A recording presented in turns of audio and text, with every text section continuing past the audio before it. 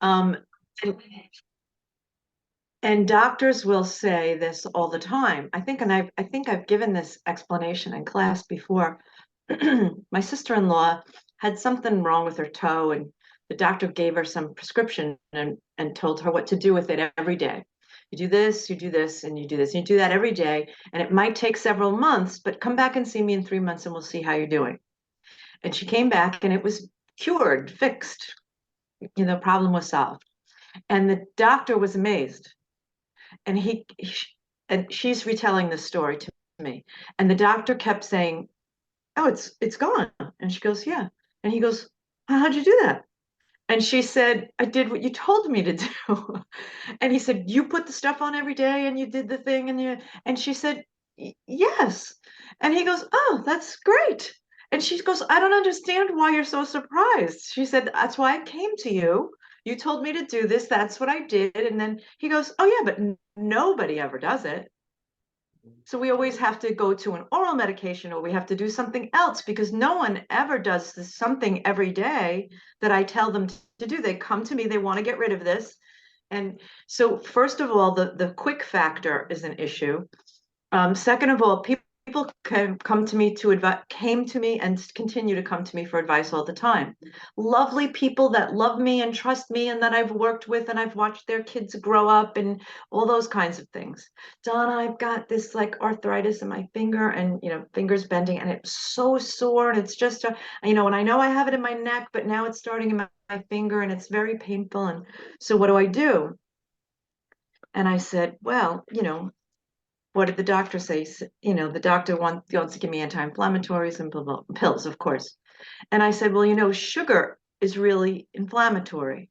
So if you can clean up your diet, you'll reduce the overall amount of inflammation in your body, and that can help slow all that down and help with the pain. And then I was going to give her other homeopathic kind of ideas to work on that and exercise. And when it's really, really hurting, you don't move it around, but in between that, you got to move it. And the concept of inflammation, what adds to inflammation and what takes away inflammation, because that applies to every disease process, especially, arthritis. So she said, as I was telling her, I was saying, and foods low on the glycemic index, like pasta, and they convert to sugar very quickly. So they are close to it's not like eating candy and cake and ice cream, but it's close. And I was explaining that as basically as I could. And in the middle of it, she said, "Oh, you mean I'd have to give up ice cream?" But Tom brings home ice cream on his way home from work every day, and that's what we do and oh, I would have to give up pasta, and I would have to give up. You don't have to give up anything. You don't have to do anything. You were asking me what would help with this, and I'll tell you what would help with that. And I said, well, listen, all I know is when my fibromyalgia had a lot of pain all over my body that significantly compromised my quality of life. I couldn't go up the stairs, but on my, with my hands and feet to get up the stairs. And if somebody said to me, eat cardboard every day and that's it, and you'll have zero pain, I would go, hallelujah, cardboard. That's it. And I love my food and I love my Italian get-togethers and it's all a big food orgy. But if I could be pain free, and just have to eat cardboard every day, cardboard it is. And she went, she nodded, and then that was the end of it. And her arthritis got progressively worse, and she never changed her diet. She became really pretty arthritic. But that's the answer. Doctors, health professionals give advice all the time. Like, this is lighter fluid, alcohol, sugar, that's lighter fluid on the pain. So if you want to get rid of the pain, you want to cut that stuff out or reduce it significantly or try to limit it or whatever you feel is appropriate. But once you start to feel the relief, then maybe that'll give you incentive to eliminate it entirely. But no, no, the thought of giving it up and not having those social moments and the taste and in that it reminds me of whatever or that was way more important than their health and the pain and the quality of their life. So if you can answer that question, I mean, I understand why aren't people doing the practice? If it, especially, I can tell you one reason is because you have to practice it a while to really notice um, the relief, the payoff, and but there are medical things that you can do immediately that have a pretty immediate sense of relief, and it still doesn't motivate the person to continue to do it. I don't know. I don't know that I if you find the answer to that, you've found the answer to everything. Oh, I have Why an answer. why Yeah, did you? wouldn't you do it? Oh, no, no, no. Yeah, so there's two. Let me write them down. Let me write them down. Where's my pen? No, I know the answer. My question was rhetorical. Hold on. Um, okay, I got the first one. The second one slipped my mind, but hopefully it'll come back and then I'll be able to talk about it. So there's one thing though, I think maybe that I noticed as a consistency. When I was a little kid, I well, it's a good way to say this. So my grandparents took interest in me. I had an oddball mind. Like, I don't know if you can imagine that. I had a lot of imagination. Um, I was a little bit, in air quotes, different. I don't really like that because everybody has their uniqueness, and then we're all the same in other ways. So it's like, of course, like everybody's unique. I was weird. So I'll just say that, like, and this isn't a good thing. When I was a little kid, good, it wasn't like that brought me benefit. No, it created a little bit of isolation. And then, so of course, my grandparents taking interest in me. But long story short, I like Halley's Comet. I like the idea of Halley's Comet. My grandparents said that you have to be, I think it was like, I've actually forgotten. I focused in on 80, and then 80 became 110. And then because I couldn't remember, I actually could probably just go online right now and find out how old I'll be when Halley's Comet comes by next.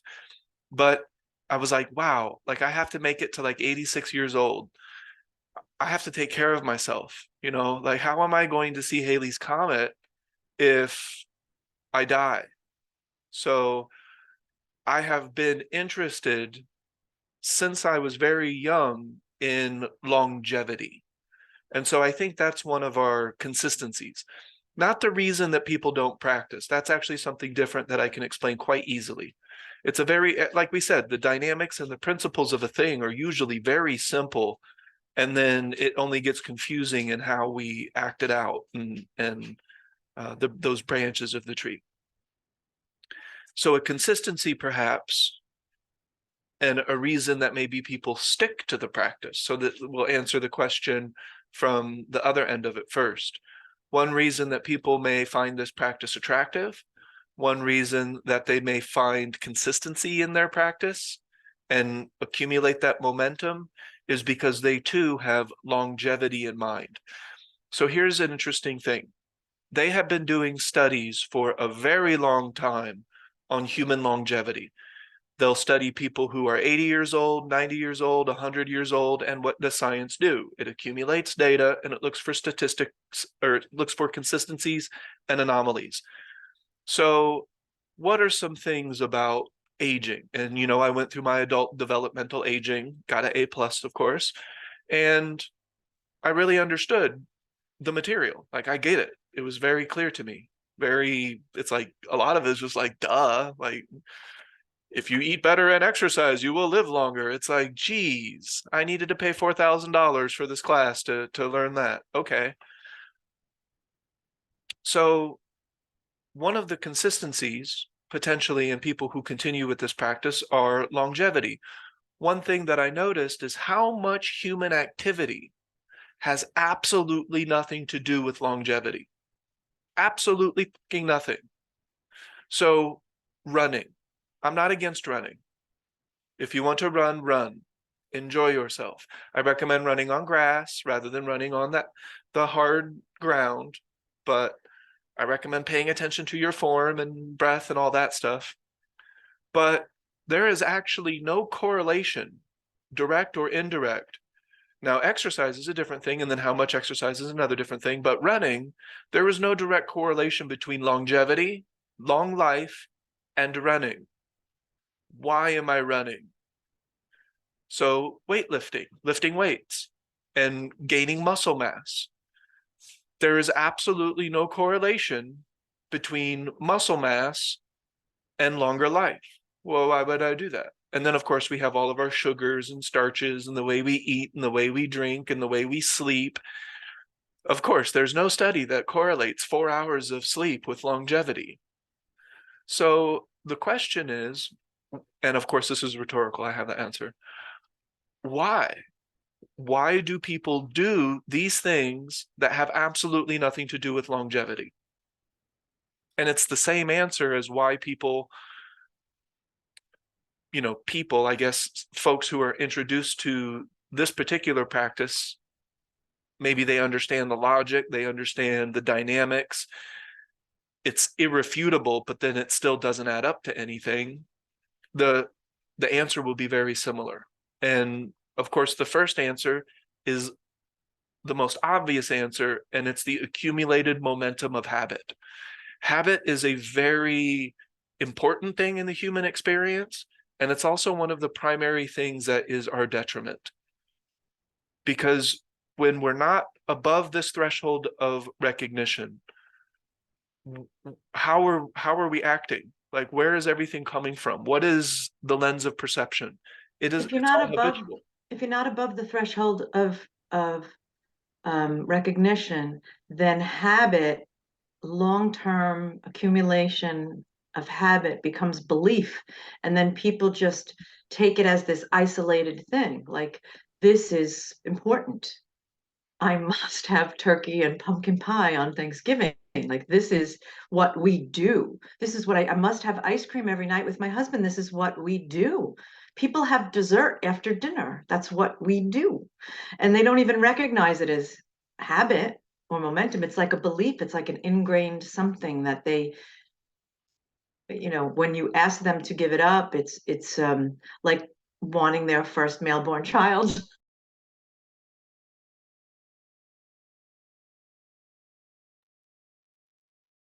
So the answer is the same. The answer for the reason that somebody wouldn't do this practice, even though they understand the logic of it, and I agree, it's, those accumulated momentum of habit also becomes belief.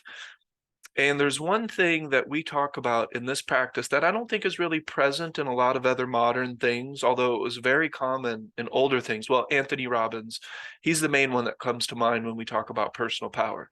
But the accumulated momentum of habit and the type of habit, the way that it accumulates, equals an overall loss of personal power.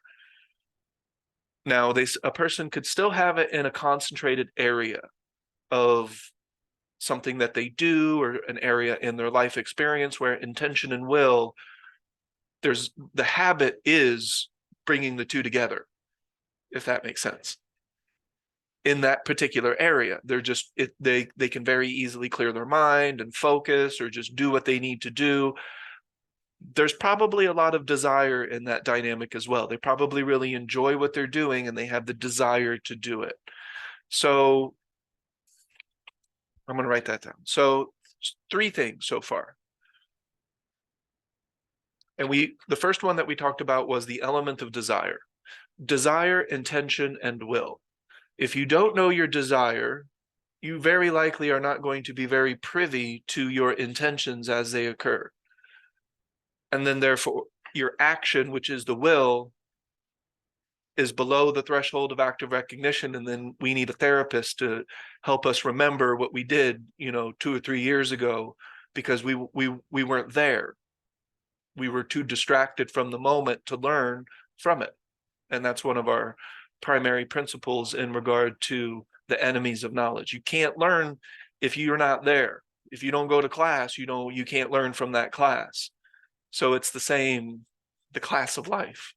So one of the things that we talked about right at the very beginning, the reason that a person wouldn't practice is the same reason that a person wouldn't listen to their doctor when they give them behavioral advice. The first is desire. The desire for another thing may be so much stronger, and then desire and habit, they tend to go together because it's below the threshold of active recognition. So the desire isn't there. the desire for longevity. Oh, that was the other one. Okay, so I have 4 main points. I'll put these on the whiteboard.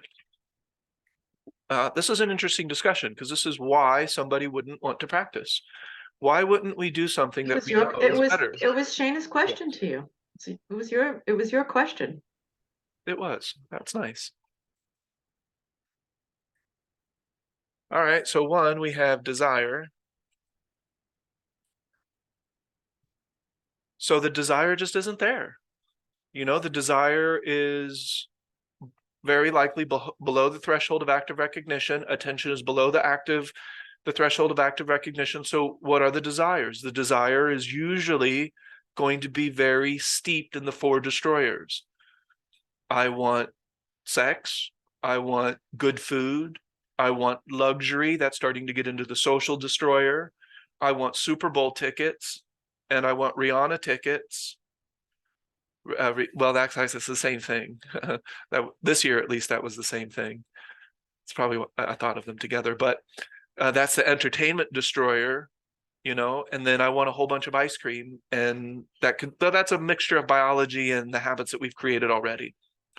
Yeah, a lot of it is socialization. Oh, He a ton of comes it is home with the ice cream, and I don't want to, he knows that I like ice cream, so he brings it home. And if I tell him I don't want to eat it, then, Oh God, it's yes. a gesture of love that I'm rejecting, and it's a whole social thing. Oh God. So neckties. I mean, there's so much. I could go on and on and on about social things. Of course, I see this with, crystal clear. So the desire is below the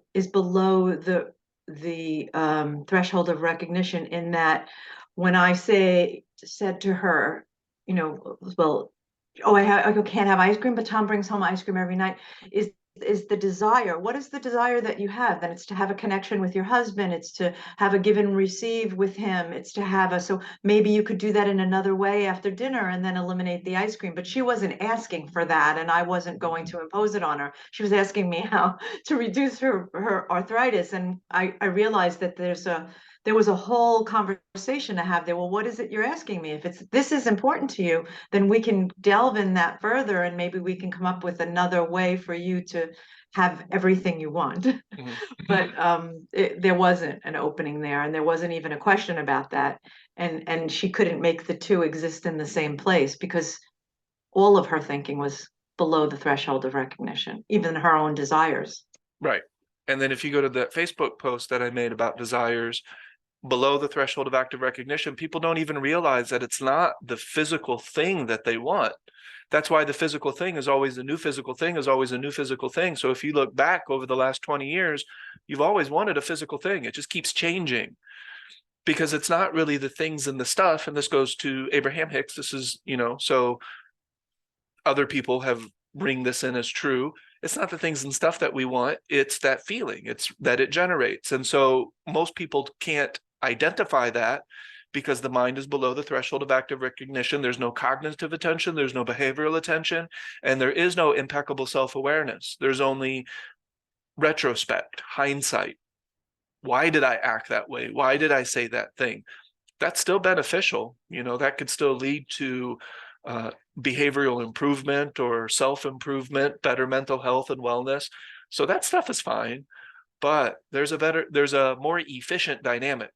There's more efficiency in learning from the lesson as it occurs and adjusting behavior as it's about to occur or is occurring. And there's plenty more behaviors there to meet those desires. If you still want them, I don't want them to give up desires. If the desire is a connection and an expression, there's lots of ways to do that, and it doesn't have to be through food or whatever.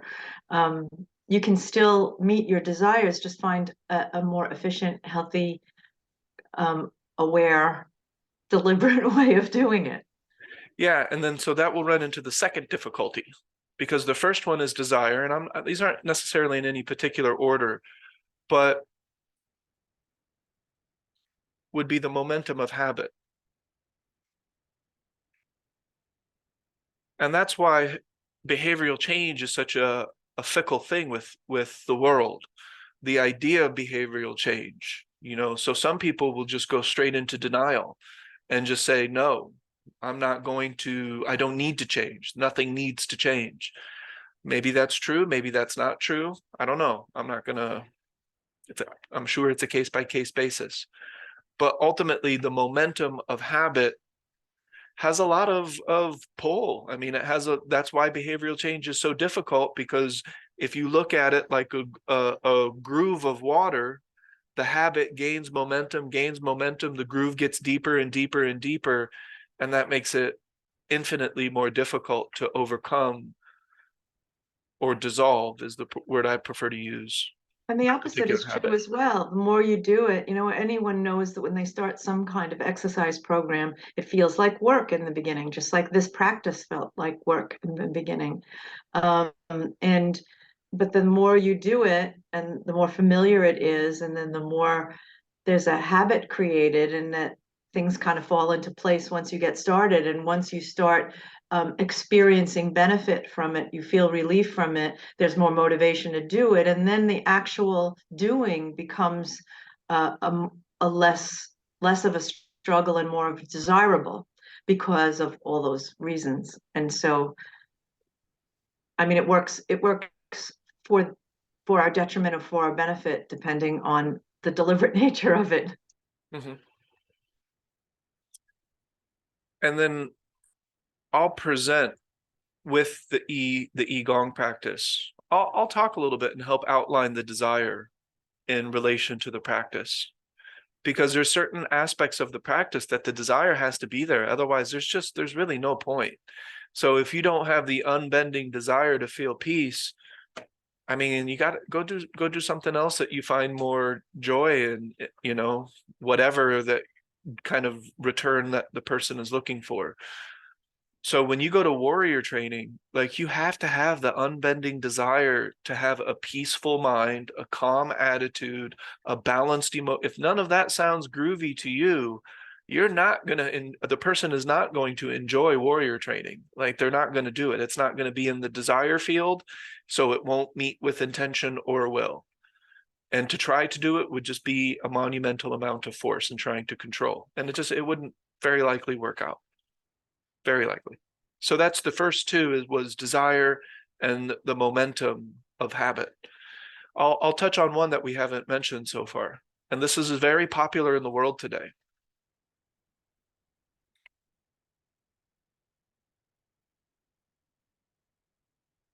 People are so often moved when I talk about this. Like, I've talked about this in public settings before, and I've seen 15 or 20 people simultaneously with their jaws on the ground, just like, oh my God. That is the most profound thing I've ever heard, that we use our impending death as an inspiration to truly live. And then it becomes an abstract idea that gets filed away and forgotten. And that is one of the reasons that a person wouldn't be interested in this practice or longevity practices or health practices or changing their behavior when they have to. Their doctor, you have to do this, like Gene quit smoking because his doctor said he wasn't going to help him out if he doesn't. So that's the catalyst. That's the catalyst theory, is you need sometimes that catalyst is enough to get the momentum moving in a different direction. But ultimately, if a person isn't using death as their advisor, they behave. Now, they don't, you could ask a person and say, hey, do you think you're going to live forever? And they'll be like, no, of course not. But their behavior is as if they're going to live forever. So a person that is bored and they're not appreciating the moment, they're frustrated, that is a clear indication that they are not using their death as an advisor, because you could die in 2 seconds. There's no guarantee. There's no force in the universe that would guarantee another second of life, another moment of life. That's why we use our space junk could fall out of the sky analogy. Very unlikely, but anything could happen. An earthquake could happen. I'm in a 3rd, 4th-story building. It's mostly brick. Illinois is along a fault line. If something like that happened, we could find ourselves in a very unfortunate situation. It is the way it is. So death is always stalking us. And that's not like this. And I did borrow these concepts from Don Juan. But it's not the concepts that are important. It is actualizing it as a part of your practice every single day through appreciation. That's the actualization of the concept. That's where the power, it doesn't matter, where the concept necessarily comes from, whether it's the minds of antiquity or somebody I met on the subway. What matters is, how do I put that into action, the actuality, the action element of it? How do I put that out, manifest that, create it, produce it? Those are synonyms almost, the way that we're talking about it. So one of the reasons that a person wouldn't do this practice, wouldn't even start the practice, and then other things that could be beneficial for their longevity and wellness, is that they behave as if they're going to live forever. What was it called? The class was human development, adult human development. It clearly says that this idea that you are invincible for your first 20 years of life is fundamentally flawed. And that the behavior in your first 20 years, although you don't feel it because you still have a lot of things going on and you're still, quite young and you feel invincible, it is directly affecting your longevity. So the things that you were doing when you're 15, 16, 17, 18, 19, and 20 are directly affecting the things that you will be feeling and interacting with in your body when you're 30 and 40 and 50 and 60. So it's not as if, and how many people grew up believing that, oh, they're young, let them drink the alcohol, I said drink the alcohol. I said that like an incredibly old person. Let them drink the alcohol and watch the TV. They don't know that they can get that sugar diabetes when they get older. Exactly. Yep. But we have this idea, and I think that could be a reason that we don't use death as our advisor, because the habit gains momentum of assuming that we're invincible. And when we're younger, we're just like, nah, doesn't matter. I'll quit when I'm 40. That's when I'll quit. And no, that violates principle. You're existing in an extreme for an upward of 4 decades. And that would be one of the reasons. So we talked about the momentum of habit, desire, death as an advisor. And then one of the weird things about principle is that it really has nothing to do with me. It has nothing to do with this practice. It's just a consistency. It's something that we have to navigate consistently in the human experience. And this is just a way of talking about it. So when I say personal power, it's just a way of talking about something. I'm attempting to describe a concept, a feeling, a dynamic. There may be other ways to describe it. I don't know. I'm sure there are. But ultimately, that was serious. Did you hear that? Oh, you didn't hear all that? Oh, my dog's talking. That is serious. You better hurry, Shana. He's just going to pee on the ground. So what was I saying? Oh, yes. Death is our advisor, desire, personal habit, or personal power. So the dynamic is specifically leaking power. Leaking power is getting down on yourself, limiting yourself, questioning yourself, trying to fix yourself. All of that is a form of leaking power. And how common is it in our society to create the multiplicity of self, a self that we don't want, a self that we do want, a self that we are, that is somewhere in between, and that is all leaking power. It's fundamentally self-centered. We're just thinking about ourselves, and that leaking power is one reason that it would be very difficult to alter the course of habit, because the personal power just doesn't exist. There's no continuity to it, or it's in bubbles. It's in small areas of life, but because there's no embodiment factor, it's not showing up in everything. Does that make sense? So I would put that as the 4 primary reasons. If somebody, and I'll insert this into the Igong book as well. I don't care. I mean, I think that it could be important for some people to just know straight up, I'm going to tell you why. Some people will start this practice and quit it. Some people will take one look at it and say, this is stupid. Some people will say, oh my God, this is it. I understand everything and then still not do it. And these four factors very likely are going to be the reason. Now, of course, the next conversation would be, what do we do about these four reasons? Like, how do we gain the continuity? That, I guess that would be another conversation, but do these four make sense? Does that sound like a, and I work in a clinical setting. So and now I'm getting even more interested in the process of diagnosis, Eastern versus Western, and, you know, ultimately what is directly interacting with the unseen element of the human being. What are the ways that a person is interfering with their own flow of internal energy? And I just say the unseen. I understand the 6 different types of chi, and I'm understanding this triple burner, and I understand the Western perspective of basically mineral and chemical and electrical, and everything is something comprised of that to one extent or another.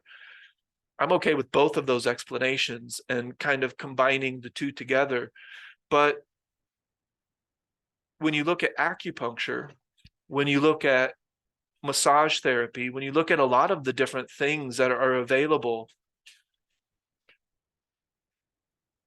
it's not the most direct way to interact with better health and wellness and longevity.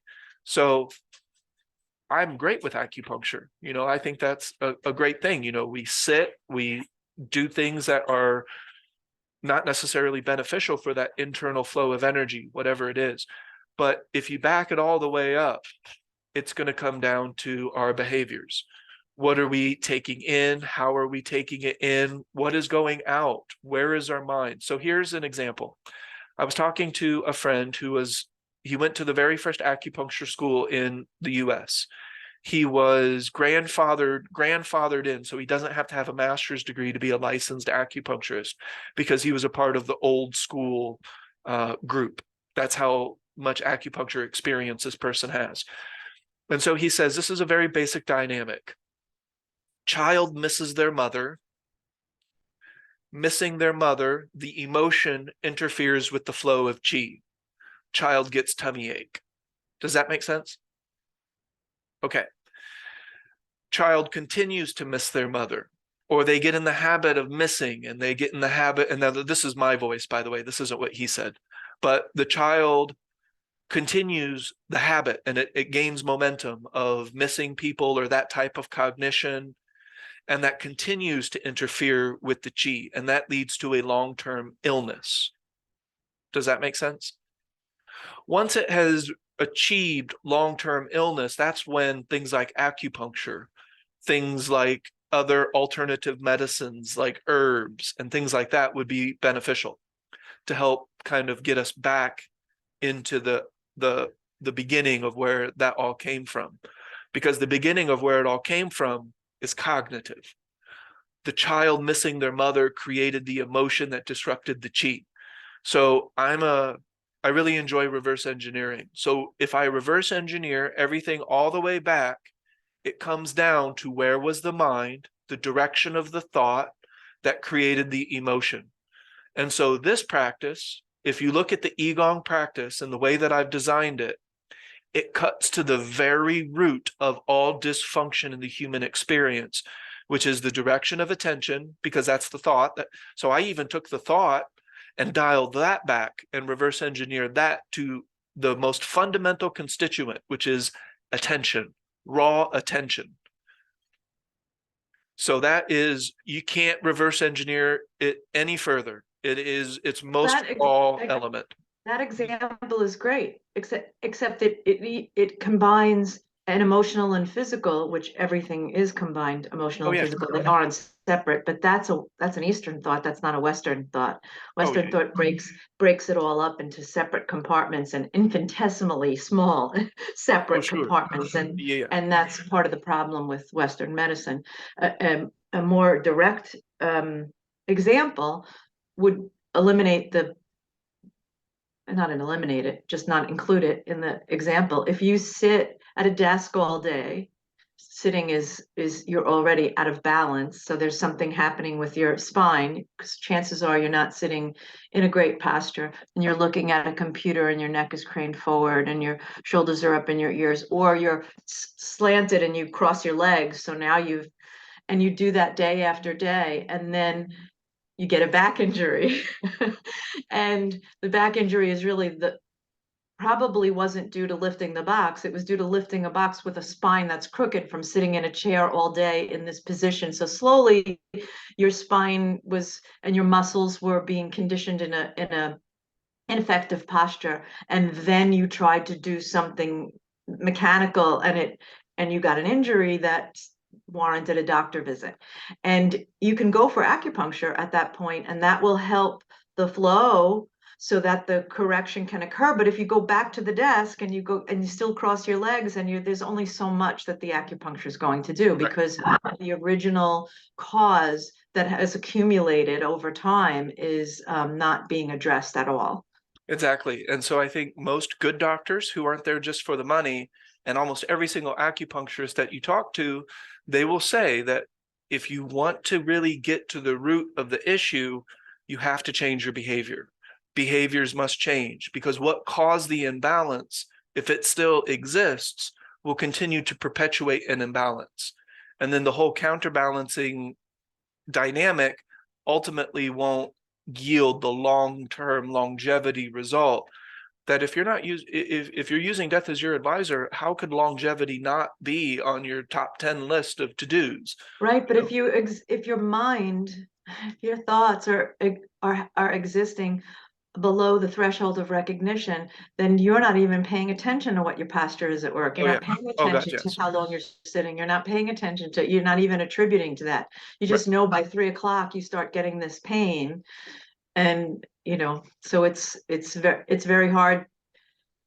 The more compartmentalized Western medicine becomes, the more difficult it is to actually, that's why surgery or medication, it's all Band-Aid therapy. It's not getting to the root of the problem. You can have a brilliant surgeon fix your hand, but if you don't do the rehab you needed for when you got the cut, and there's only so much regaining of movement that you're going to get. And if you're not mindful of even the difference between your hands and what you feel and what you don't feel, and what the difference between your gross motor coordination and your that's why you go to physical therapy, because they're trained to do that. But even at physical therapy, they often don't talk about what do you do all day. How do you sleep? What kind of chair do you sit in? What do it's just do these exercises. Everything is to counteract or counterbalance the problem, but not to get to the root necessarily. Which requires a mind that is existing above the threshold of recognition, because if you're not have any body awareness, you're only going to get so much relief or healing or whatever you want to call it. Exactly. And so I'm looking at it this way in relation to what you just said, is with this practice we create the 3 parts of wellness, of modern wellness.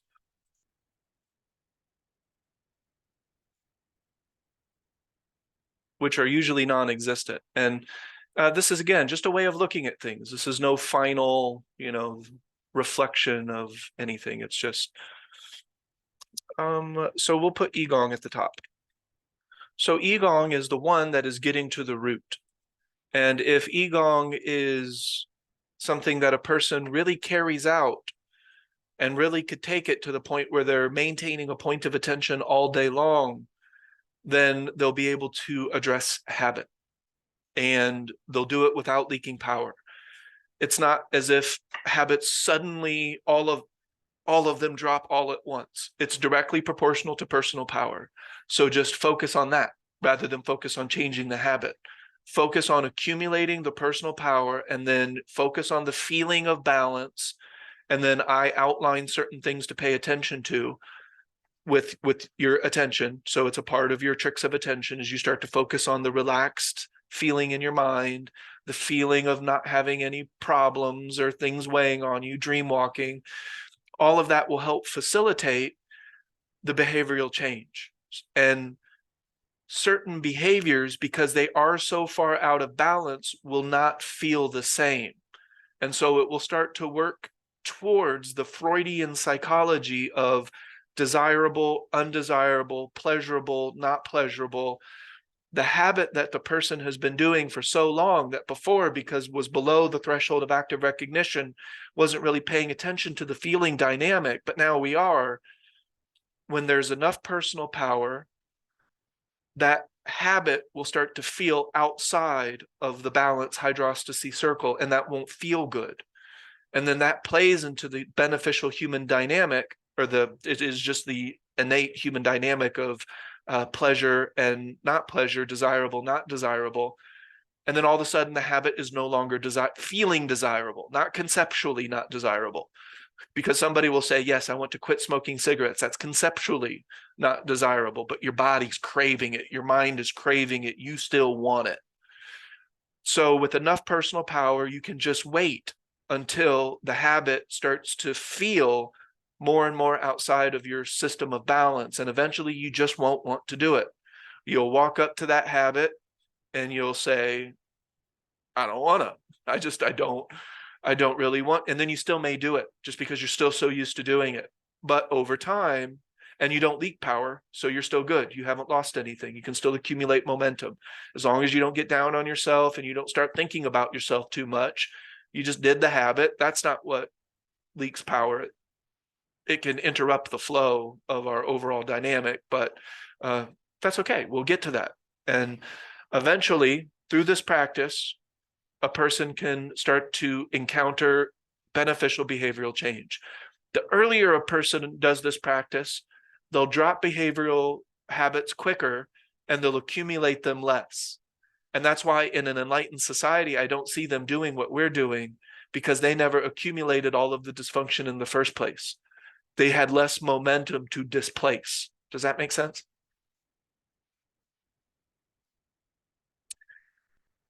And now these two are arbitrary. They're just relative to the time that we're living in today, but we'll have Eastern medicine and Western medicine. Now, I only look at West. That should be West, not Wednesday. So Western medicine, I look as, if you are unfortunate and space junk falls from the sky, you may want Western medicine, right? You may want, your arm just got chopped off by the space junk that fell from the sky. I don't want Chinese herbs. I don't want mind management necessarily. You want the microsurgeon. I want a microsurgeon. I want some drugs. There's no other word to put it. I'm so glad that I didn't live in a time where there was no such thing as anesthetic. Tooth procedures, and these people were constantly going into war with no anesthetic. It's like, okay, so I'm glad I don't live there. So that's Western medicine, and that's pretty much all that's as much as I can value the Western way of looking at things, because if you cut your hand, well, that's an emergency, right? Right. You want the guy who's studied how the hand works for his entire adult life, and that's all he does is fix the hands and knows every nerve and where it is, and has his team. Like, that's what you want. You want the guy who specializes and doesn't care what you eat, or how you live, or whether you're a happy or a sad person, or whether you practice. Yeah. The balance is important, because I've seen people with Eastern medicine and they refuse Western, and then they're in an emergency situation and they think that, green tea is going to be the solution to their emergency crisis, and it's not. So I see it's that constant, it may not be just male aggression, but it's this constant tendency to compete. My theories are better, and that's a flaw. So if traditional Chinese medicine isn't changing, then that's a flaw. So everything needs to be changing. Well, it's because you've adopted a belief system below the level of the threshold of recognition. because you're not making choices based on what's happening in the moment now. You're making choices based on a decision you made that Eastern is better than Western, Yeah, and you're not your self-awareness is not included in this decision in this present moment. that makes sense. So, but what if we look at it with a balance of these three? If we can look at it from a balance of these three, if for some reason space junk falls from the sky, I have Western medicine. Rush me to the hospital, do your hospital thing with your specialist, and then let me go. And then we have Qigong practice, which will help prevent all of the dysfunction in the first place and can help behavioral change in the long run, which will help eliminate the need for Eastern medicine, which would be more holistic, and it would be for things that have been a result of long-term accumulations. Does that make sense? So there's actually a way of looking at things that the Qigong practice could be the perfect complement to East and West if a person could manage to marry the two. For some reason, Donna just gave a basic explanation of why minds want to attach to one and reject the other, and I think that's silly. Let's find what is beneficial from both. What we don't understand, let's put on the island of I don't know, and proceed with caution with Qigong practice. Yes, Mike, did you have a comment?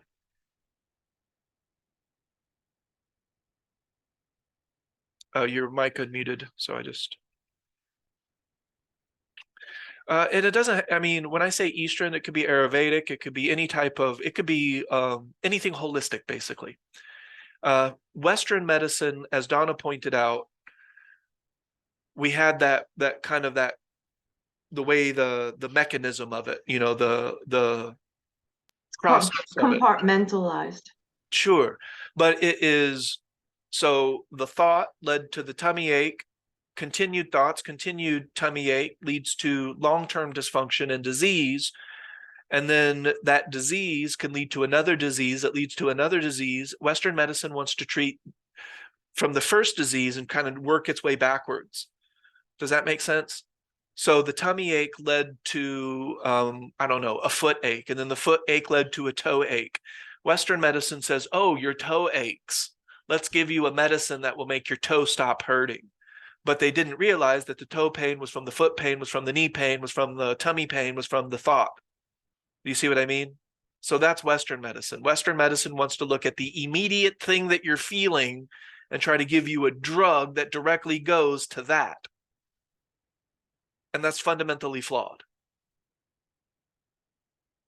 What people choose also has to do with money and what insurance covers. I see that a lot in a clinical setting, which is one of the reasons that I do have a desire to offer. If I continue to do things in Chicago, I live in Chicago, then I can offer services to areas that wouldn't have the opportunity to be introduced to traditional Chinese medicine and Qigong practices and things like that. Sure, what people eat has to do with what they can afford. I mean, Sure. Crappy food is cheap. Yep.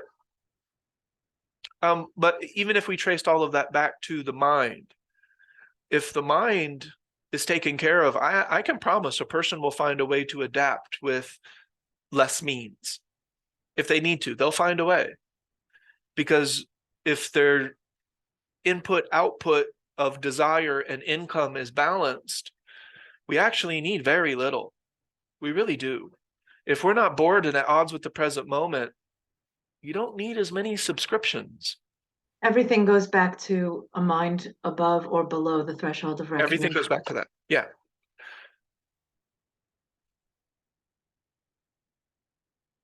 Any questions? So I think, you know, when we look at the reasons that a person, so finance can't be the reason. We've eliminated that, Karen, for what? So, okay, I get why a person couldn't necessarily do acupuncture. That's $100 a pop if you don't have insurance.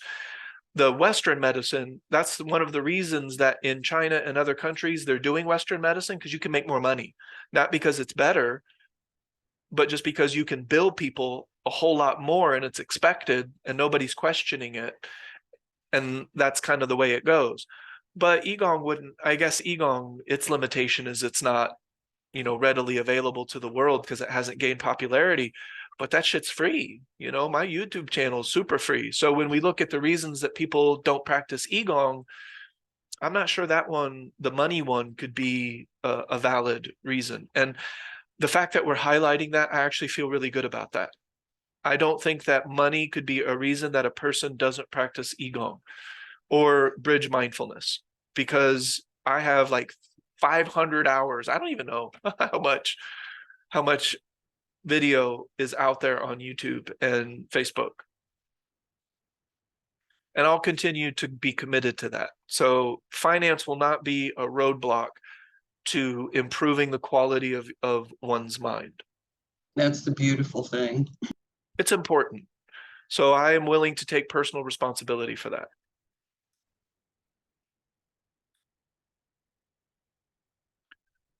But yeah, those would be some of so what we originally started talking about is what would be the reasons that somebody doesn't practice? What are the things that take us out of our practice? And I think that these are a good way to sum it up.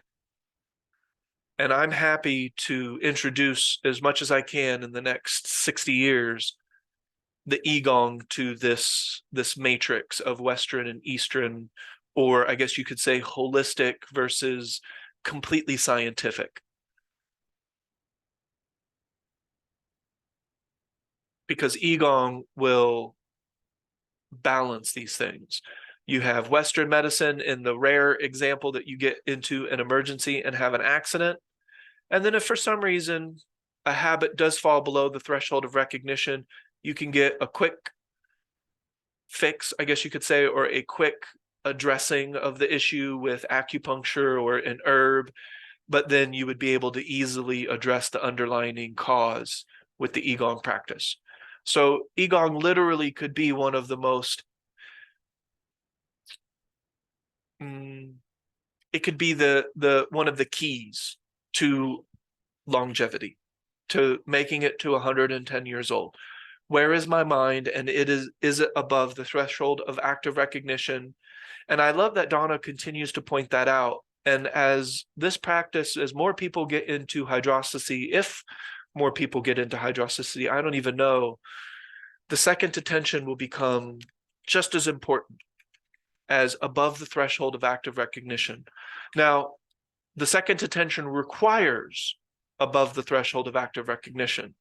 So Donna's point still remains 100% valid, that it is always about being above, and will always be creating habits. So the mind will always be simultaneously below. That's where the balance factor comes in. Because a person could say, Ernest, could we be above the threshold of active recognition too much and that become an imbalance? No, because the mind is always below the threshold of active recognition to one extent, and that's what we would call below consciousness. Not subconscious, but below conscious. It's kind of the same concept as not declaring war on thought, because cognition is always involved, and so is the dynamic of below the level of recognition. There's always something occurring below the level of recognition, but the practice of points of attention to keep above the threshold of recognition deliberately, it makes the opportunity to be aware of the other much more likely. Right. And then we're constantly balancing because we have below and above at all times. And that's where the balance is. The human being on average is below.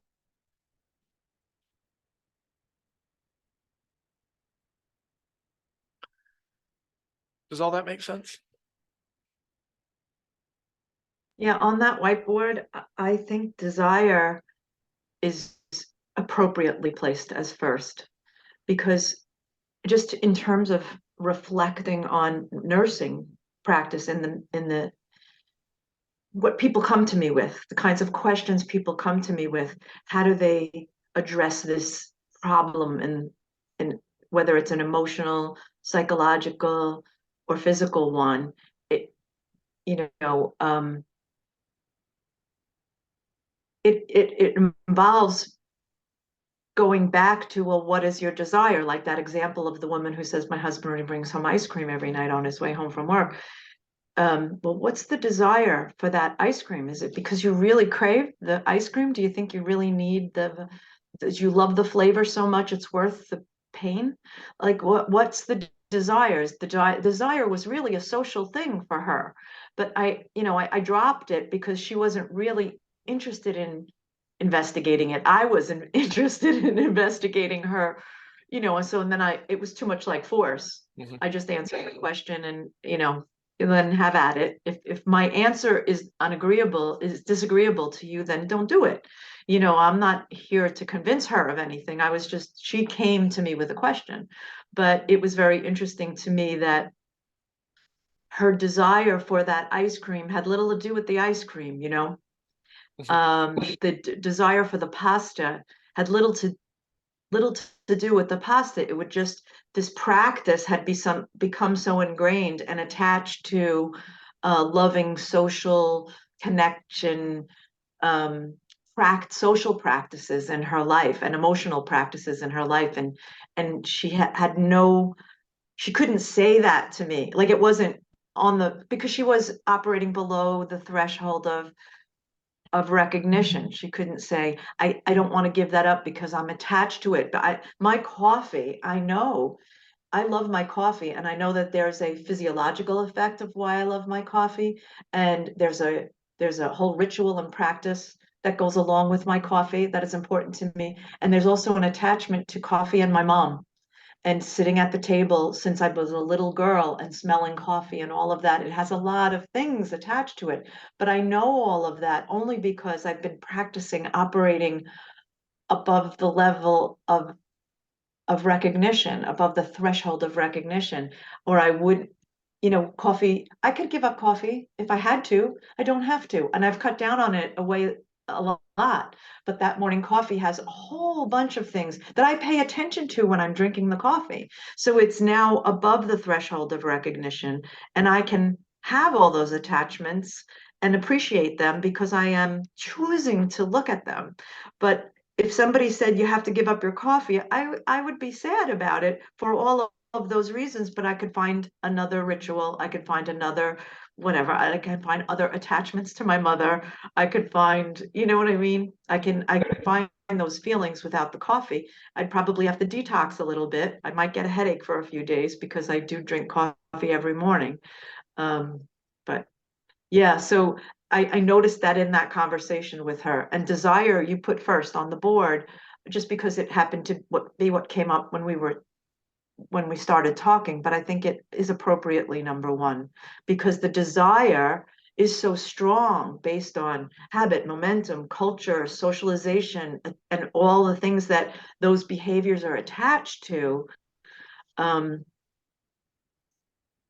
Especially right now, people have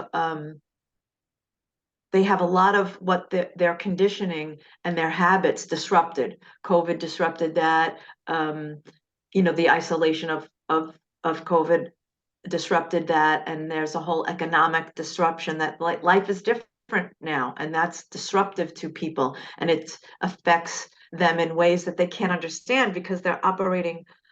I mean, it was an eye opener for a lot of people too. They were like, hey, what am I doing? This isolation showed me that I really don't want to be I'm going to go buy a farm and raise my family in Iowa. Or, people made big life changes as a result of it because they had time to sit and think about what are my desires? Where are my desires coming from? Why am I doing what I'm doing? Why do I live where I live? Why do I have the job that I have? How do I want to raise my children? What kind of environment? They really started looking at their desires. So for some people, it was a beneficial time to be in isolation. For others, it's very, very disruptive. As disruptive as me suggesting giving up that ice cream every night for that one person. I think desires are really important one to be, not important, but appropriate one to be first. Mhm. It's funny because Shana and I were talking about our favorite parts of the pandemic. There's a completely different type of conversation that somebody else would be having, but we were like, we really missed the space. Like we really miss that 6 feet of forced distance. It's like we were coming out of Trader Joe's or on our way to Trader Joe's, of course, because there's just, they don't respect your space. You know, you'll stand there for 2 seconds looking at cheeses, and lo and behold, someone's going to reach across your face and try to grab the cheese. And it's like, look, this is my turn. I get to look at the cheese right now. That's a thing I noticed. It's just notice how I talk. I can't help but notice, or I noticed that I noticed. So the other day, the cat kept jumping on the chair, and I behaved as if I were irritated, but I couldn't help but notice I didn't feel irritated. I'm like, oh, that's interesting. So even without the emotion, that's how I would just get used to responding to the cat that kept jumping into the chair that I didn't. And so I behaved in a habitual way, even without the emotional response. I just found that interesting. It has nothing to do, was just connected to the other thing. It does connect because it's all about operating above the threshold of recognition. Right. And so, you know, I'll outline a couple things that get balanced in this practice. I have the second attention, so that's one of them. And along with the second attention would be thinking and space between thoughts. That gets balanced. Above, below,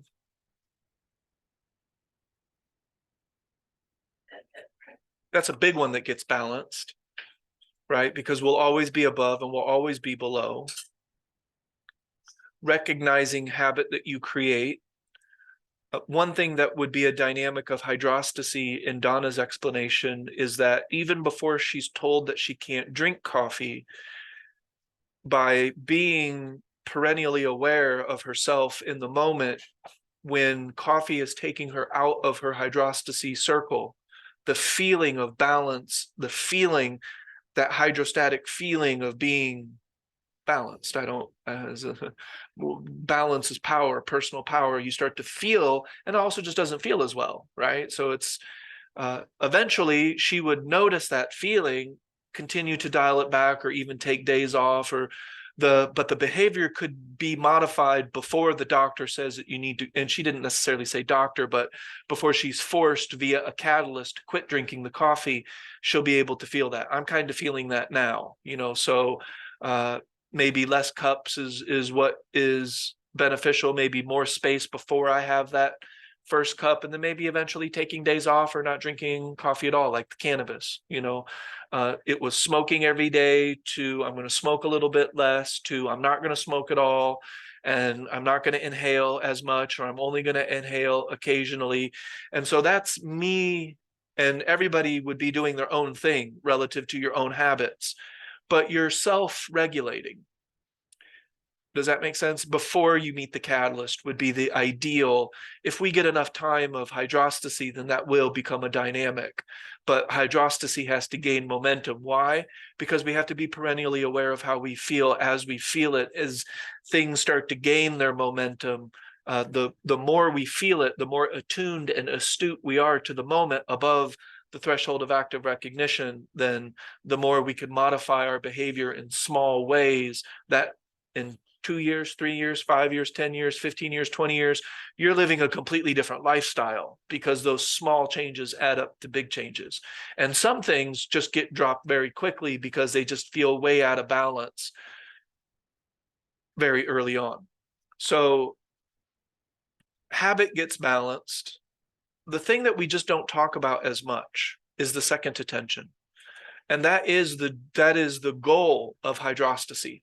Remember, the goal of the first 3 layers is to create space in the overall amount of thought.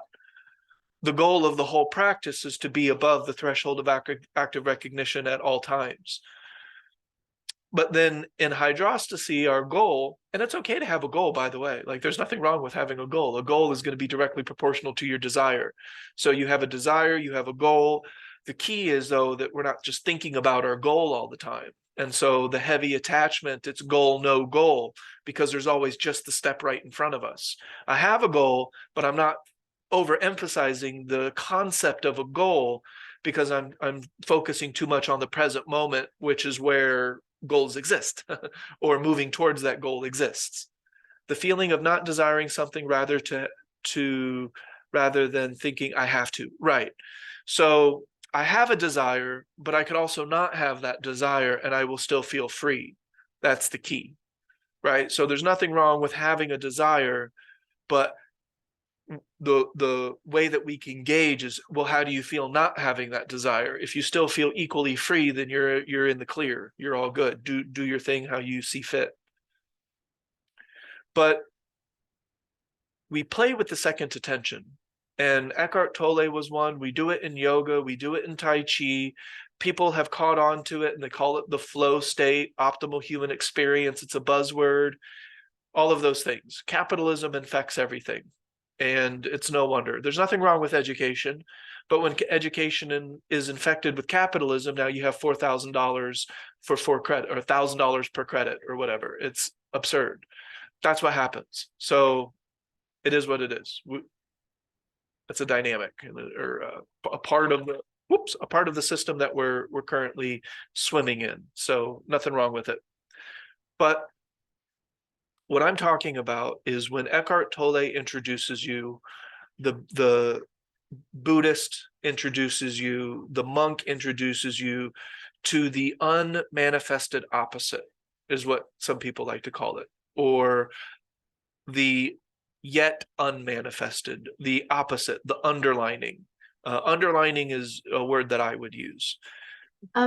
It's, I don't know if you're differentiating between underlining and underlying, or you're just using those words interchangeably. I think you're just using them interchangeably. I'm probably using them interchangeably, yeah. And so the unmanifested opposite is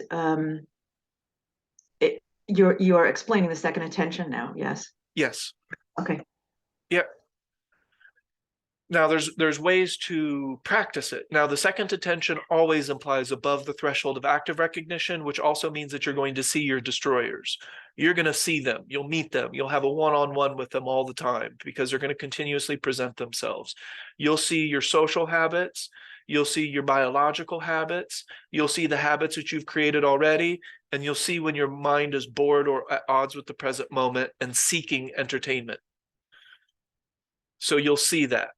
And that's one of the big reasons that above the threshold of active recognition is so important. And if you're practicing and you're in, especially hydrostasy, you're not going to leak power. Why? I don't have to get down on myself. It's common. Like these things, it makes sense. I know why it's there. And so I don't need to beat myself up. I'm just going to continue to do my practice, stay above, continue to accumulate personal power, continue to sense in and feel, and I'll continue to make small changes that will add up to big changes. Everything is working out for me. It's all good. The second attention can be introduced in that way, that meditative way of the undefined or the underlined, which is the silence behind the sound, the space behind the object, the stillness behind the movement, that sort of thing. When we go into that Shavasana, it's usually a type of, or when you're playing with tension and release, holding a heavy object and then letting go of it to feel that lightness. The word that would be appropriate in this case would be contrast. That's not something that we don't want. It's just, I have a heavy object in my hand, so I can feel heavy, take it out. That's the contrast. That's the opposite. That's the way that contrast should be. It's the more appropriate way to use contrast relative to its definition.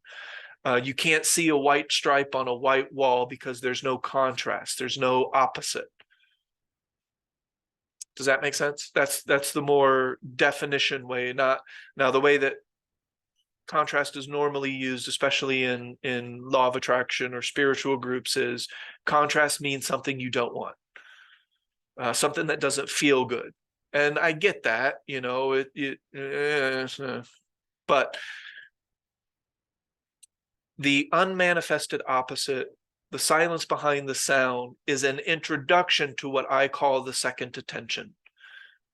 So paying attention to shadows, expanding your peripheral vision, paying attention to reflections, maintaining the sky or splitting the horizon, that is an introduction. Some of these feelings that we can feel in our body, proprioception, introspective attention, breath, these types of things are excellent introductions to the second attention. Does this make sense so far? And here's my hypothesis. I can't put it into theory because I need you all to get into hydrostasy and practice it. And I need to see consistencies before I could move it into the theoretical. We need to experiment. But the human being is primarily sight dominated. And when we talk about our perception, we're either talking of, we're almost always talking about sensory perception.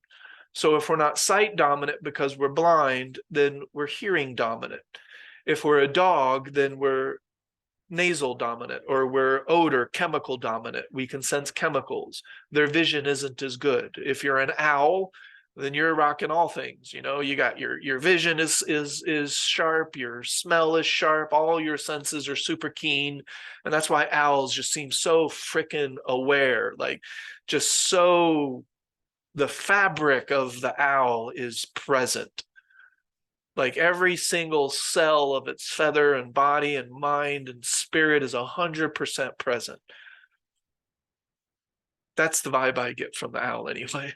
I don't know. I'm not an owl. That's, if Jerry were here, you know, yes, perception, principle of the hawk, I don't know.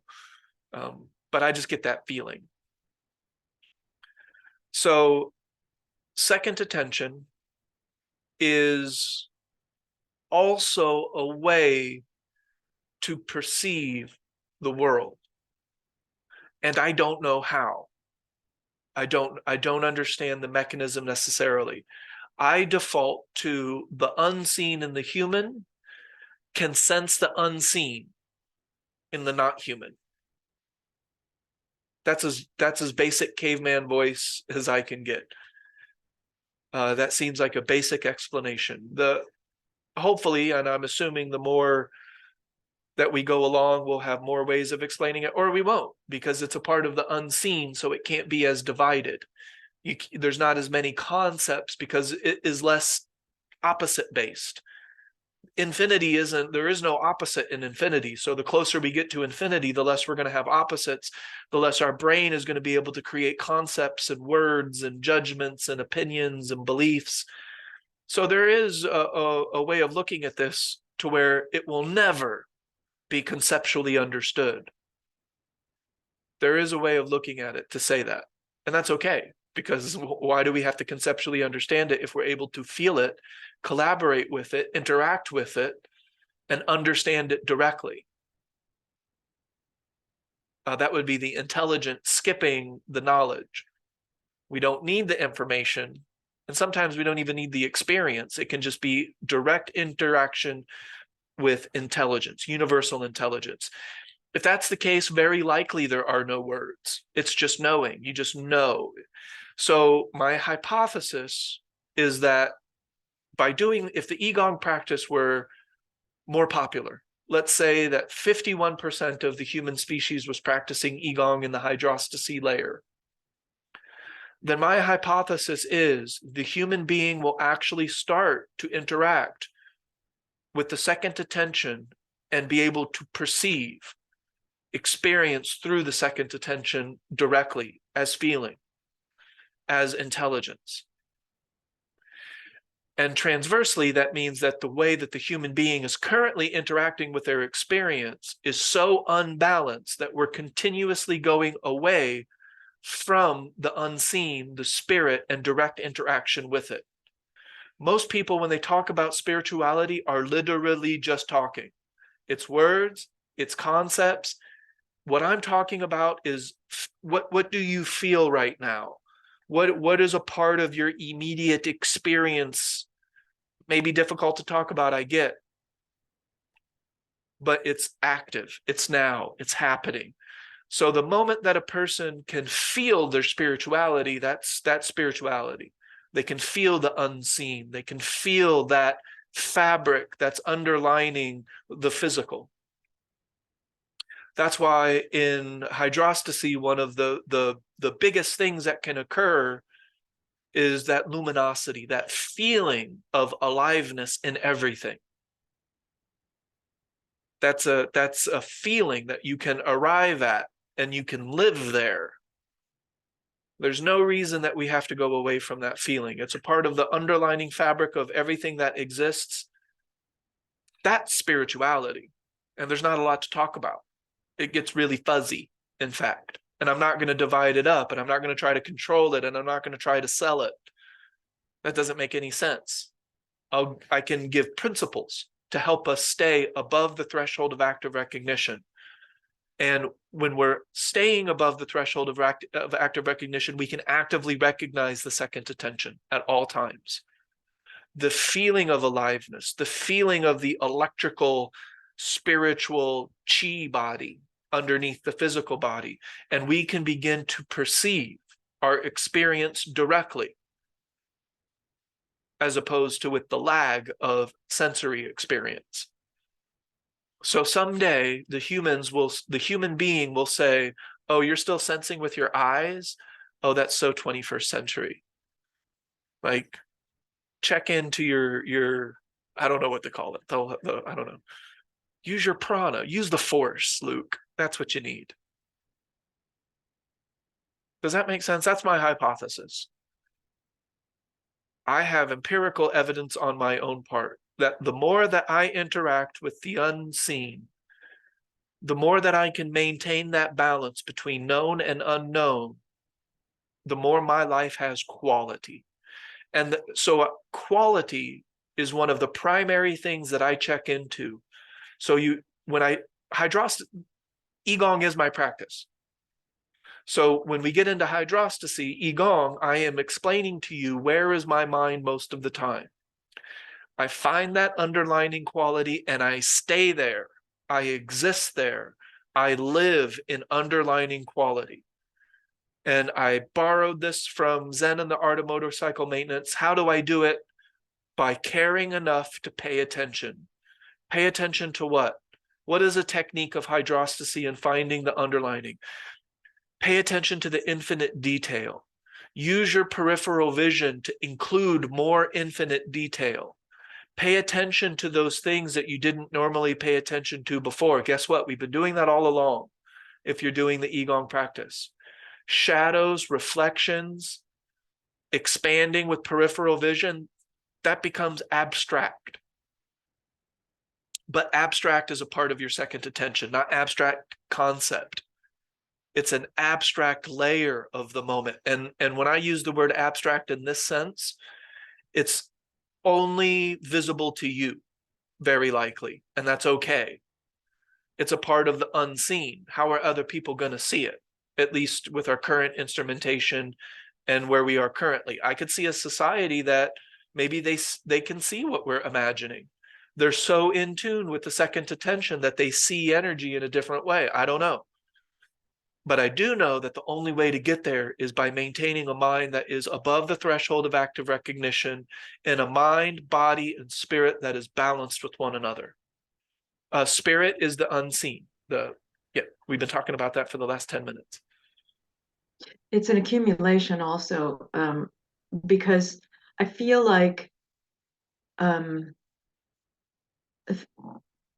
you've given me a lot of suggestions, and I've tried several of them, and I've chosen my toolbox or I call it my bag of tricks, because I like them. Like Ida, I like the magical quality of imagery better than the toolbox imagery, but I like them both.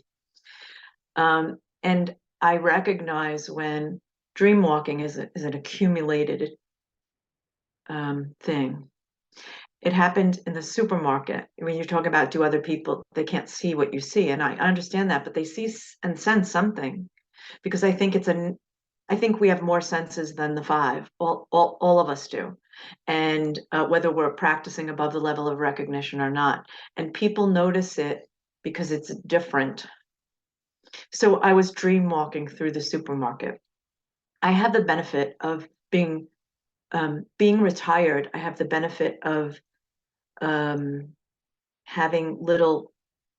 I don't have to be anywhere at any specific time. Most of where I have to be is what I choose, and anything I commit to. Like I had to do my taxes the other day, and I had to be there by a certain time, and I had to accumulate a bunch of papers and things like that. But I have very little of that in my life now, and it makes my practice easier. It does. It makes it more accessible. I have less distractions, and I am not marking the passage of time, and I love that. I love that I'm not marking. Um, I can look at the changing light of day, and I'm not worried about whether I got what I wanted to get accomplished or not get accomplished in that day, or I'm not looking at the time. I rarely know what time it is, and I rarely know what day it is, unless I have to. Uh, so I was in the supermarket, and it was a dream walking experience. And when I got to checkout, lately they don't have a lot of cashiers. They don't have people working in the stores as much. So there are a lot more self-checkout registers and very few manned cashiers. And I always go to the manned one. I mean, not always. I just got online, and there was one man in front of me, and I had a big reusable bag full of items that I unloaded onto the conveyor belt thingy. And there was the man in front of me had a lot of cards for that particular supermarket, and it has to do with he gets the cards because it's a financial thing. He gets a benefit of some kind to go to this supermarket from various places, and there was a discrepancy in which how the woman used it, and so she had to call the manager over to take some things out and put some things in, and I could feel I was really not paying much attention to that, because my second attention was active, and I was enjoying that. And I made it was my intention to not let the island of the practical pull me from my second attention feeling. And so it was a lovely experience, and it's where I desire to be as much of the time as I'm able, which is hydrostasy. I'm not always there. So this problem was going to take a while, and the cashier was becoming a little nervous about it, and the man was becoming a little uncomfortable, and he was trying to exercise patience, and it was just the sound of voices to me. It didn't matter, but I felt the pull to, out of habit, to pick up my stuff and go to another register, because this was going to take a long time to fix. And then I disregarded that pull because I don't have to be anywhere, and I'm dream walking right now, and I'll be dream walking if I go to another register, and I'll be dream walking if I leave. And so what difference does it make if I stand here on that line? But all that occurred without a lot of thought, just like your observation of the owl and his the characteristics of the owl that you just described probably didn't come in a lot of words. You just observed that, and it took more time for you to explain it right now than it did for you to observe that at the time that you observed it in the owl. Same thing was happening on this line. And boy, they call at the same time every day, these telemarketers. And at the end of this experience, the man online calmed down. And I know it had to do with the fact that I wasn't impatient with how long it was taking.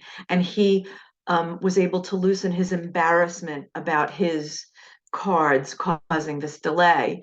And I didn't try to do that with him. At some point, he looked up at me and nervously, and I smiled. And then I went back to my practice.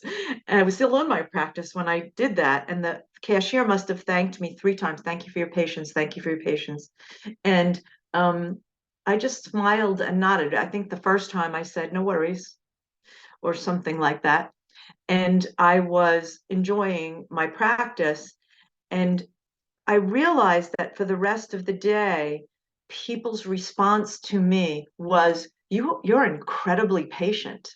You're incredible. And I wasn't trying to be patient. I can recall in the past being online when something like that happened and people being nervous about, and I was trying to show them my patience. And I was telling them that it's okay, no problem. And I was responding to their nervousness by exercising my patience. But that was trying to do it. And I noticed, could not help but notice that I wasn't trying to be patient. And it wasn't even patience that I was doing. But they saw it as patience. So people do recognize it. They don't see what I see. They didn't see that I was, they just couldn't believe that I was unfretted in any way by what was going on. And they saw it as incredible patience. And I thought that I thought that was, I don't know, funny. I noticed it. I couldn't help but notice that several people told me all day that how patient I was. Mhm. I don't know. So I they do see something. There's an Oh, yeah. energy about it. Well, there's two different things. There's an energy about it that they feel, but also your behavior is different from what is common. So when you're not flipping your shit, when you're not getting upset, when you're not getting irritated, people can't help but notice that because it's not what they expect. And I can't tell you how many times that I've been like complimented for my patience or, that type of thing. And also I noticed the momentum and the habit of noticing that this was going to take a long time. So wanting to collect up my stuff and go. And then I realized that was just the behavior out of habit. I didn't have any need to move my stuff and move out quickly. It was already on the conveyor belt, and I'm just as content waiting as I would be moving myself to it. So I might as well just because there were so many things that I could focus my attention on that I found quality and that it didn't matter. I had all the items I wanted, and I didn't have to. No thought was required. Right. I could, no thought was required. I could touch on that too. But we only have a little bit of time left. So one is a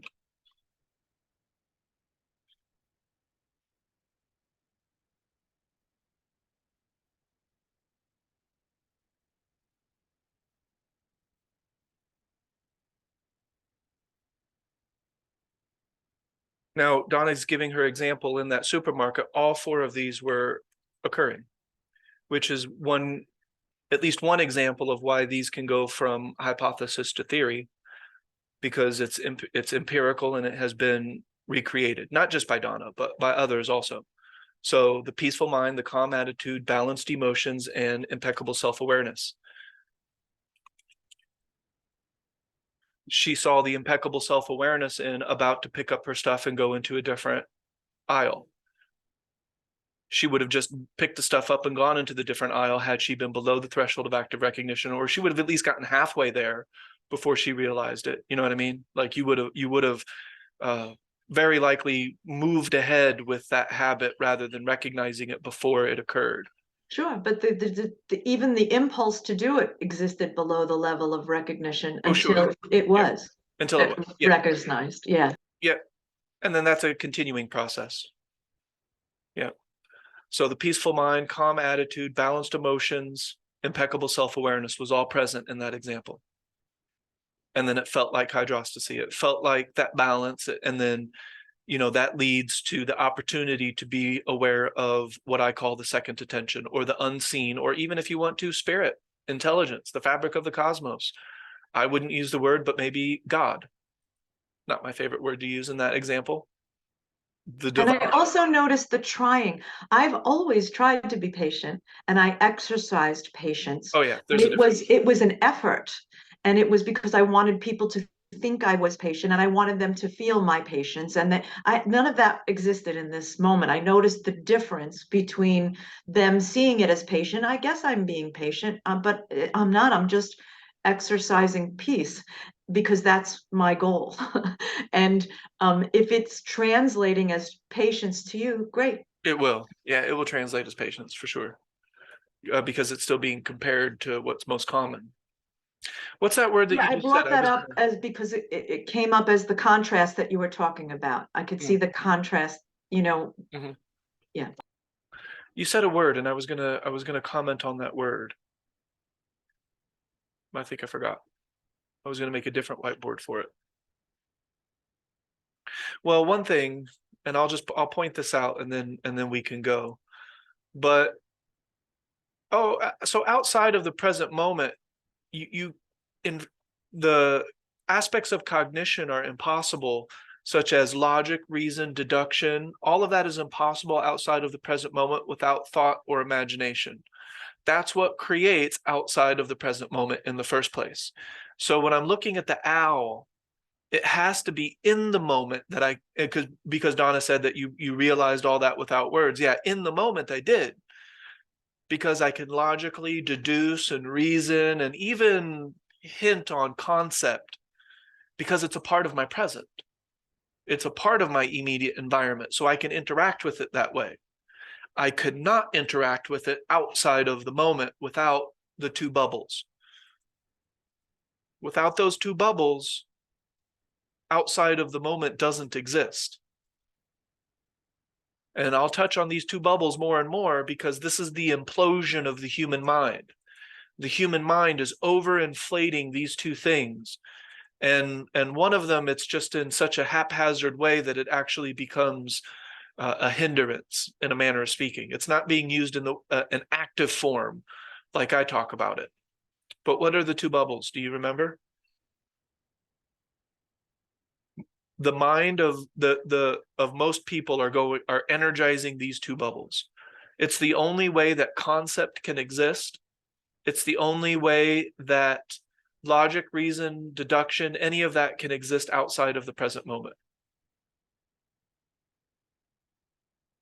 cognition. Well, no, because logic is a form of cognition in the present moment. So if I have seen that the tree has fallen, I can logically deduce that I have a blocked pathway.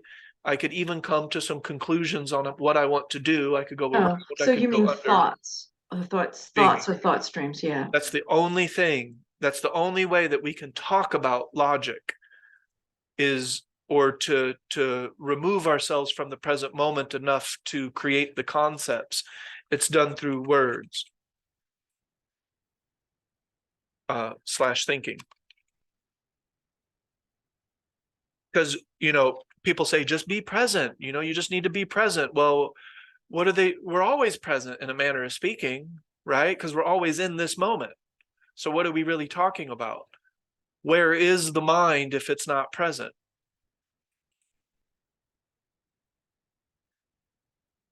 A form of imagination. Of course, it's below the threshold of active recognition, so it's a different quality of imagination.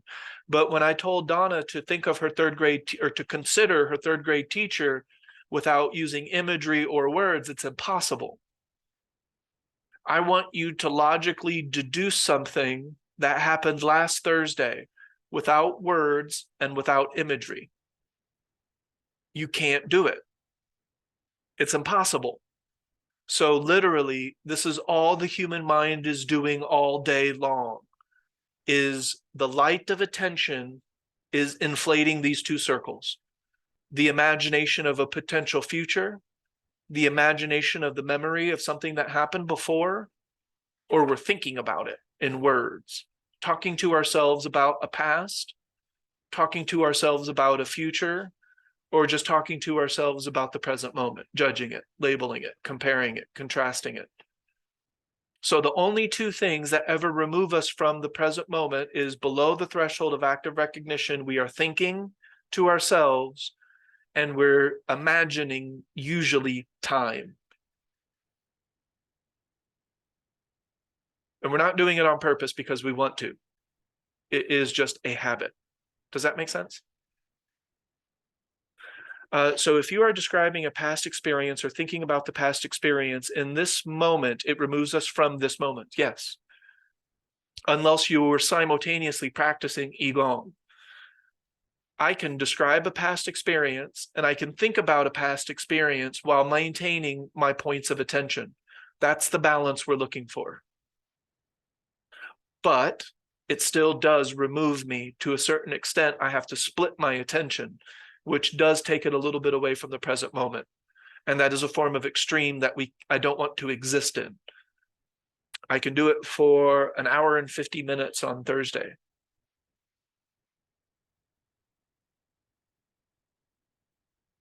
Yes, that sounds like it's making good sense. So ultimately, we have in hydrostasy the gates of seeing. The gates of seeing will lead to that feeling of aliveness and everything. And it will definitely lead towards the second attention. And once the second attention is not really discovered, because we can find other ways of discovering it. You know, Eckhart, we could do meditations. We could do all kinds of things where we're trying to listen to the silence behind the sound or the space behind the object, or we're paying attention to experience as the watcher. There's all kinds of ways that watching your own attention is kind of an abstract activity to do. So we can flirt with these things, but ultimately the idea is to be able to find it above the threshold of active recognition and live there. Stay there. It will never become an extreme, because the mind is always creating some sort of habit, because it has a below a threshold of active recognition element already. And we'll always be seeing new habits that we've created, new routines that are just popping up, and we're like, oh, okay, I can feel this right away, not a problem. It hasn't gone outside of my balance, I'm good. So we can see things and make adjustments, and that's the act of adaptation. That makes us ultimately adaptable. And then we would talk more about that sixth core of the act of adaptability. How does that look? What are the techniques? What are the mechanisms? Guess what? It's very similar to everything that we've ever talked about. It's the same stuff. All this makes sense? And so I can say that, at least for me personally, if I have 50 more years of life to live, 50? No, I got more than 50. 50, 60, 70. Yeah, about 70 more years. If every single day has this element of quality, that's a full life. That's something that I can look back on. And as Donna pointed out a couple of weeks ago, hopefully I can look back on it. I can feel it in the moment and not flip my shit, not go into a frenzy about it. I want to be able to meet that last moment and say, hey, all right, it is what it is. This is well beyond my ability to directly influence, because it's time. So if my practice is pristine, I'll do it more elegantly than I would have if I'm not practicing. So that's there. But I will be able to say, that's fine. Like, that's more than enough.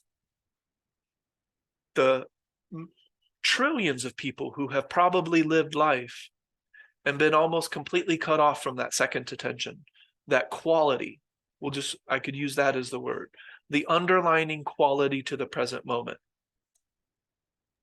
I used to freak out with, I remember my grandmother who lived to 109, and I would ask her questions when she was around 100, because it was fascinating to me that she lived before like electricity. She had kerosene lamps and stuff like that, and her new appliances, but I would ask her questions about things because she was so adaptable. Like she was the most modern thinking person in the family. She adapted to the changes of things so well, and she didn't obsess. She knew what she could control and she couldn't control, and she accepted that. I don't even know why I brought her up. You were talking about what did you just say? Oh, about the passage of time and how many years you have left on the planet. I think of the concept of 1440. What are I have 1440 minutes in this day, and so I want to be present for them. It's my day. It's my life experience. And did I have quality in as many of those moments as possible? Did I choose to find the quality in those moments? That's it. That's all there is. And so I used to freak out about the passage of time and that, oh my God, January's gone already. Oh my God, it's 2023. Holy cow. Like, because I remember her saying to me, it goes faster because the passage of time goes faster as you get older. She said, I don't think she said mindful, but she was trying to say that to me.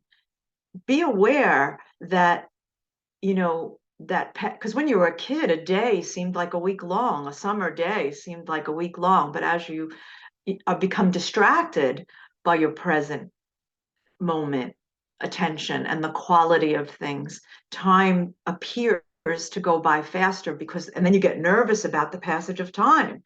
You get nervous then you create bucket lists and things that you have to get done before you die, and I noticed that as a result of this practice, I don't have that anymore. I notice the passage of time, but in terms of the changing light of day, in terms of what's happening societally, what's happening in my family when I see little ones who are getting married, and it's like, aren't you still 6? Like, when did you not be 6 anymore? But I'm not measuring it.